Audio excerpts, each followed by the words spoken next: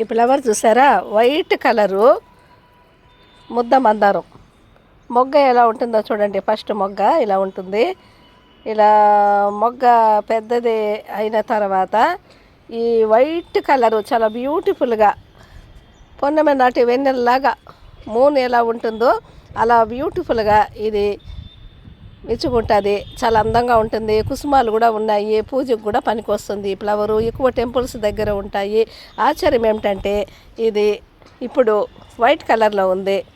మధ్యాహ్నము అయ్యే సమయానికి లైట్ రోజ్ వస్తుంది. లైట్ రోజు వచ్చిన తర్వాత సాయంత్రానికి పూర్తిగా రోజ్ కలర్ ఆకారానికి వస్తుంది. వైట్ కలర్లో ముద్ద మందారము చాలా చక్కగా ఉంది. టెంపుల్ దగ్గర నుంచి తెచ్చి నాటాము. ఆ తర్వాత చూడండి, ఆ వైట్ కలరు ఆ ఫ్లవరు 3 days తర్వాత రోజ్ కలరు మొగ్గలాగా అయిపోయింది.